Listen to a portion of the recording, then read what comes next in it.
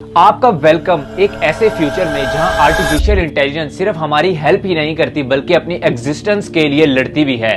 Imagine करें आप और मैं इस वक्त 2050 में जी रहे हैं और हम मुकम्मल तौर पर एआई पर निर्भर हैं। हमें जिंदगी के हर कदम पर एआई से मदद लेनी पड़ रही है, फिर चाहे वो हेल्थ केयर हो या घर की मैनेजमेंट हो, एआई ही उसे मैनेज कर रहा है। हमने अपनी जिंदगी के इंतहाई अहम फैसले एआई पर छोड़ दिए हैं क्योंकि हमें एआई पर इतना भरोसा हो गया है कि वो सब कुछ संभाल लेगा। मगर इस भरोसे की कीमत इंसानों का इस दुनिया से वजूद मिटाने के लिए काफी है। इस वक्त आर्टिफिशियल इंटेलिजेंस खुद फैसले करती है और एआई किसी भी एल्गोरिथम की मोहताज नहीं है। इसके अंदर फीलिंग्स और इमोशंस हैं, यानी ये हैप्पी, सैड और एंग्री भी हो सकती है। इसका सीधा सीधा मतलब ये है कि ये अपने लिए लड़ भी सकती है, फिर चाहे इसे अपने आप को बचाने के लिए इंसानों से भी लड़ना पड़े। इस वक्त आर्टिफिशियल इंटेलिजेंस ने हमारी दुनिया के असूलों को ही बदल कर रख दिया है, मगर फ्यूचर में अगर इसका यूज जंग के लिए हो तो ये किस हद तक खतरनाक हो सकती है, आइए जानते हैं आज की इस वीडियो में।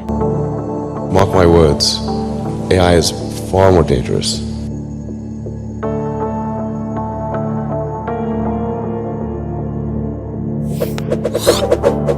हमें फ्यूचर को समझने के लिए जरा पास्ट पर नजर डालने की जरूरत है।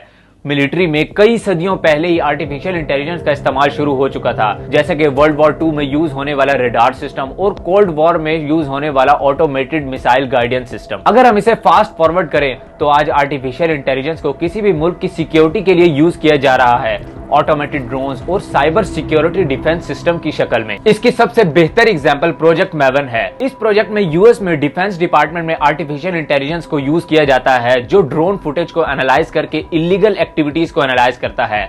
आज के दौर में आर्टिफिशियल इंटेलिजेंस जितना पावरफुल होता जा रहा है उतना ही डेंजरस भी बनता जा रहा है। एआई 3 बड़ी और खतरनाक चीजों से वॉर का हिस्सा बनने जा रहा है। सबसे पहली चीज है ऑटोमेशन। ऑटोमेटेड रोबोट्स और ड्रोन्स, ये दोनों किसी भी मुल्क की जासूसी कर सकते हैं और यहां तक कि उनकी आर्मी से भी लड़ सकते हैं। बूस्टन डायनामिक्स जैसी कंपनी पहले ही आउटक्लास रोबोट्स दुनिया के सामने पेश कर चुकी हैं, जो एक जगह से दूसरी जगह बगैर किसी के ऑपरेट करने के जा सकते हैं। इमेजिन करें एक ऐसी वॉर जहां हर तरफ रोबोट्स हों। यकीनन उस वक्त उन रोबोट से कोई नहीं बच सकेगा, क्योंकि वो रोबोट्स खुद फैसला करेंगे अपने दुश्मन की स्ट्रेटेजीज को 1 मिनट में समझकर और अपने दुश्मन को बहुत बुरी तरह से बहुत आसानी से शिकस्त देंगे। वहीं दूसरी तरफ आर्टिफिशियल इंटेलिजेंस अपने दुश्मन देश के कंप्यूटर में घुसकर उनकी इंपॉर्टेंट इंफॉर्मेशन डिस्ट्रॉय या चेंज भी कर सकती है और बड़ी आसानी से अपने दुश्मन देश की आर्मी को चकमा दे सकती है। आज के दौर में ये इमेजिन करना ज्यादा मुश्किल नहीं है, जहां लोग डीप फेक वीडियोस बनाकर दूसरे लोगों को बड़ी आसानी से बेवकूफ बना रहे हैं। मगर यहाँ पर एक बात पर गौर करना जरूरी है,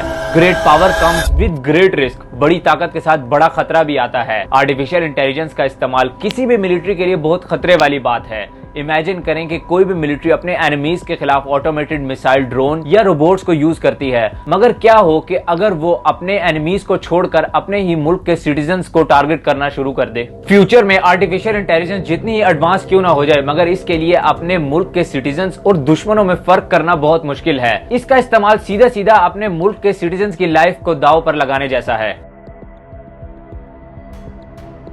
यहीं पर एक और बात गौर करने वाली है कि जब दो देशों के दरमियान जंग होती है तो अक्सर जंग के दौरान दोनों देश आपस में नेगोशिएशन करके वॉर रोक देते हैं और जंग बंदी का ऐलान कर देते हैं। मगर आपको क्या लगता है कि अगर आर्टिफिशियल इंटेलिजेंस ये फैसला करे तो क्या वॉर रुक सकती है? जी बिल्कुल नहीं। अगर आर्टिफिशियल इंटेलिजेंस ये फैसला करे तो वो ये फैसला करने में सिर्फ चंद मिली सेकंड्स का वक्त लेगी और फिर हमला कर देगी और वॉर रुकने का तो सवाल ही पैदा नहीं होता। 2018 में गूगल के एम्प्लॉयज ने अपनी कंपनी के अगेंस्ट एक बड़े पैमाने पर प्रोटेस्ट किया, जिसकी वजह प्रोजेक्ट मैवन था। प्रोजेक्ट मैवन एक मिलिट्री एआई बेस्ड प्रोजेक्ट था जो गूगल ने पेंटागन नाम की कंपनी के साथ करने का फैसला किया था। पेंटागन कई सालों से मिलिट्री के लिए उनके डिफेंस पर काम कर रही है। प्रोजेक्ट मैवन में गूगल ने पेंटागन के साथ मिलकर एक ऐसी एआई बनाई थी जो ड्रोन की फुटेज को एनालाइज कर सके और इलीगल एक्टिविटीज को हाईलाइट कर सके। प्रोजेक्ट मैवन एक सक्सेसफुल प्रोजेक्ट रहा, मगर गूगल के एम्प्लॉयज का यह कहना था कि गूगल का मिलिट्री के साथ काम करना सही नहीं है और ये कंपनी की रेपुटेशन को खराब करता है। मगर गूगल ने अपने एम्प्लॉयज की एक नहीं मानी और प्रोजेक्ट मैवन जारी रखा। इस प्रोजेक्ट के बाद टेक कंपनीज और मिलिट्री के एक साथ काम करने पर ग्लोबली बहस छिड़ गई।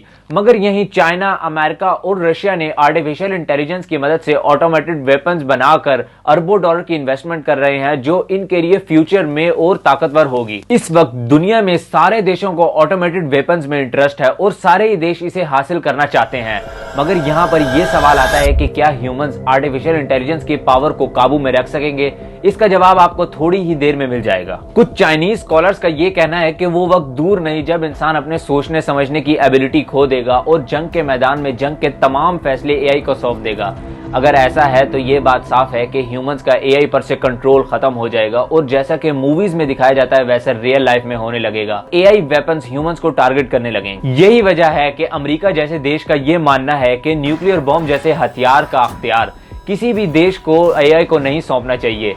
कब न्यूक्लियर बॉम्ब का अटैक दूसरे मुल्क पर करना है और कब नहीं करना, ये ह्यूमंस को डिसाइड करना चाहिए। अगर फ्यूचर में ऑटोमेटेड रोबोट्स का इस्तेमाल किया जाए तो ये बहुत ही ज्यादा डेंजरस होंगे, क्योंकि आज का एआई बहुत अच्छे तरीके से ह्यूमन साइकोलॉजी को जानता है। इसकी जीती जागती मिसाल चैट जीपीटी है।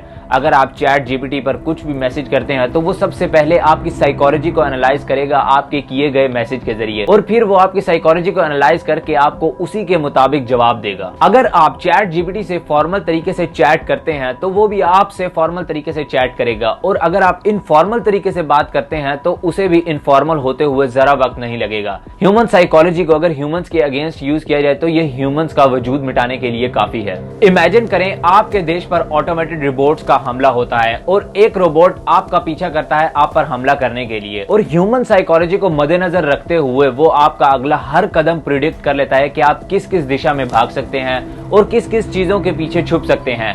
अब इस सिचुएशन में क्या आप अपनी जान बचा सकते हैं?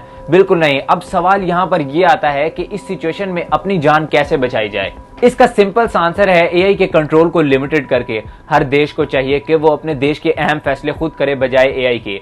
इसकी एग्जांपल रिसेंटली चाइना और अमेरिका के दरमियान हुआ एक एग्रीमेंट है। इस एग्रीमेंट में यह तय पाया कि वो न्यूक्लियर मिसाइल अटैक का कंट्रोल खुद रखेंगे बजाय इसके कि वो इसका कंट्रोल एआई को दें, और वो खुद ये डिसाइड करेंगे कि कब उन्होंने न्यूक्लियर मिसाइल अटैक करना है और कब नहीं करना। इसी तरह अगर एआई का सही तरह से इस्तेमाल किया जाए तो ये होने वाली वॉर से पहले ही वॉर को प्रिडिक्ट कर सकता है, और हो सकता है वॉर ही ना हो और वॉर शुरू होने से पहले ही खत्म हो जाए।